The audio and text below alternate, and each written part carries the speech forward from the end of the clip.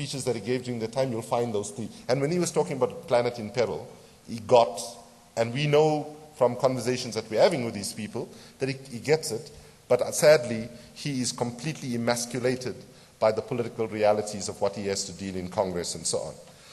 So, in conclusion, as we now think about Durban, let's hope, I should tell you by the end of Copenhagen,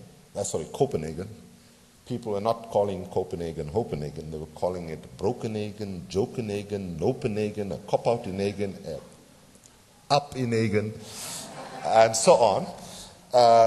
So let's hope that after Durban, people will not call it Durban, that they will call it Dearban, that there'll be a sense of, that we delivered.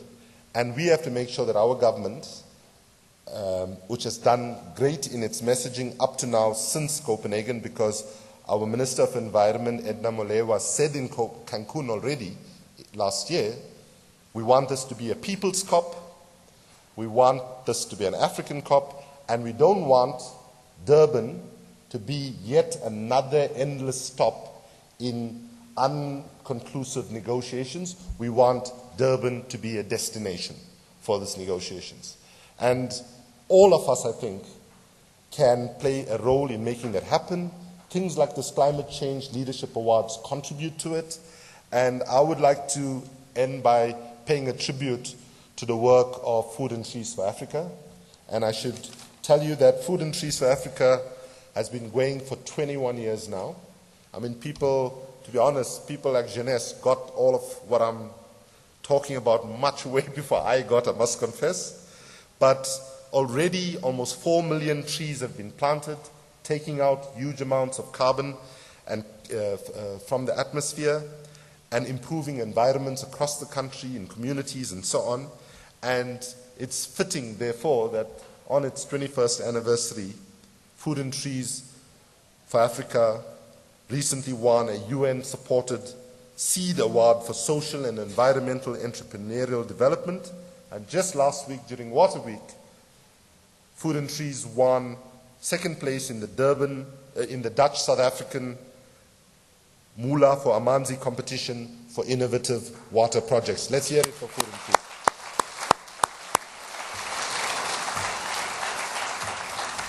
So I'm going to take a big risk in my closing here, and that is, you remember Archbishop Tutu in the opening ceremony of the World Cup, when he was jumping up and down, super excited and so on. And at some point he said, "Welcome home, welcome home." Do people remember that? Okay, what was he saying? Now we understand that humanity started on this continent, from the Rift Valley all the way up to Ethiopia.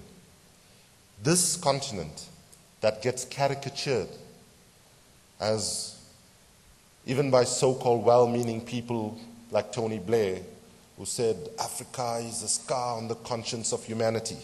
But let us, this evening and every day, say this: Africa is not a poor continent.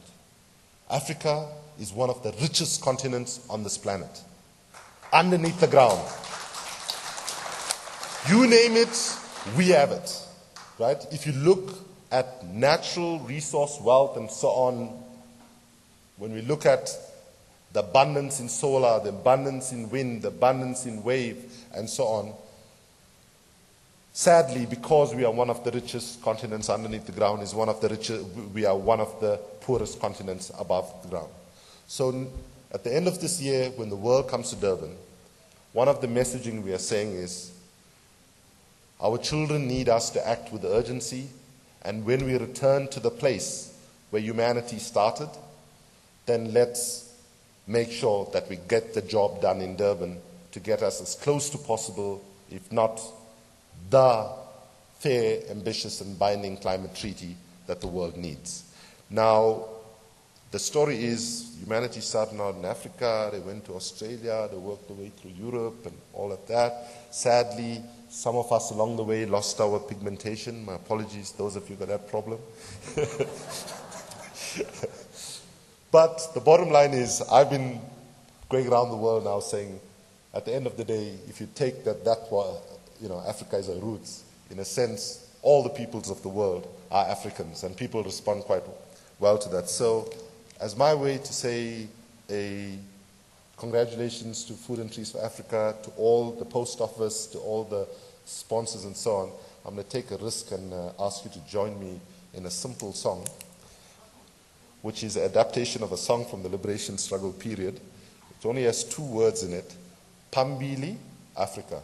Forward with Africa. Somebody has some water. I just realized. Okay, so, by the way, I want to tell you about this gentleman who just gave me water.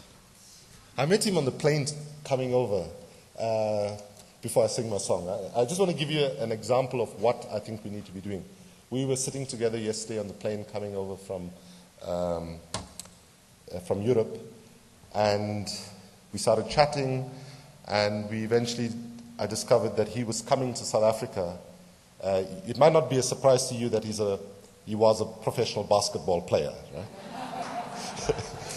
And Walter is coming over here to organize sports folks as part of the global trade union movement called UNI.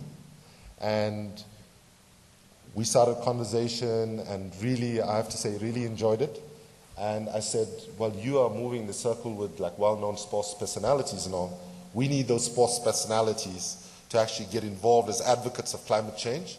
So I called him up when Jeanette told me that there was one spare seat that somebody paid for and didn't come, and said, would you come?